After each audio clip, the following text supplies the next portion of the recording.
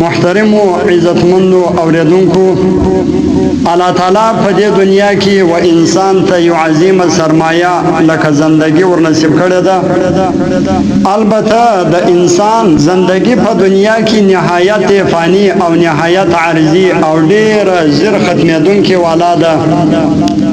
لکه علماء کرام لیکلي دي چې په دنیا کې د انسان زندگی د هغه شمع او د چراغ مثال باندې ده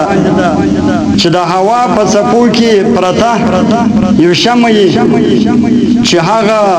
شمع باندې هوا راسي نو دا شمع کمزوري کی د دې چې کومه رڼا ده دا د هوا صفې هغه د دې شمع یا د دې قندیل یا د دې چراغ هغه ور کمزوري کی. لیکن بیا هم دا شمع یا دا قندیل دا خپل ځان خلاص کی، خو بیا چې کله دویمه صفحه پر دې باندې راسي نو هغه بیا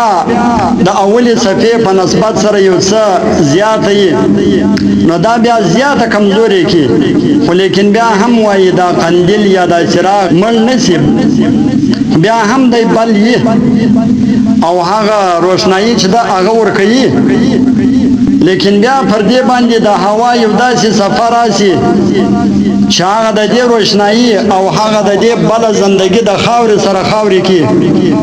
یعنی د شمع یا د چراغ هغه روشنایي زندگی هغه ور ختم کی. نو خاص دغه رقم د انسان دغه عارضی زندگی هم د دنیا په حادثاتو کې او په واقعاتو کې پرته ده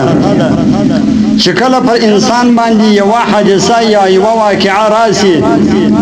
نو د انسان زندگی ډېره کمزوري کی او مرګ ته ورنږدې کی. لیکن بیا هم دغه انسان د هغه مرګ څخه ځان خلاص کی، خو بیا یکه بعد دیگره دغه رقم پول پر پول واقعات پر رواني، خو آخر پر د باندې یو داسې واقعه راسي چې د انسان هغه روانه زندگی د خاورې سره خاورې کی، چې د انسان د پاره زندگی عارضی سي او دومره لږ زندگی سي او موت د د پاره لازمي سي، نو د د پاره بیا سره کم زندگی تیرول پکار دي. بیا د د پاره په خواهشاتو کې زندگی تیرېدل نه دي پکار او د خپل نفس د امر موافق چې نفس اماره ورته وایي د دې موافق د د پاره زندگی تیرېدل نه دي پکار،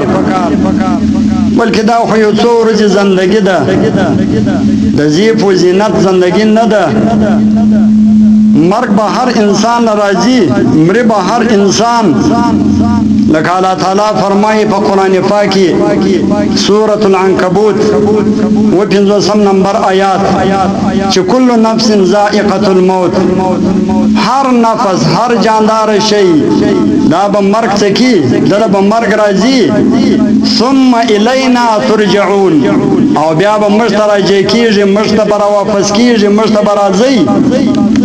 الله تعالی فرمایي چې بیرته مال راځي چې هر څومره ولاړ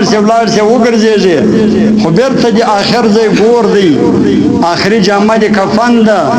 آخره ګاډۍ د دغه بیټیرو ګاډۍ جنازه ده او بالش دی خشته ده. لہذا دغه بستا شیانی آخر هر څومره چې وګرځېږي په دنیا کې ستا آخر شیان معلوم دي.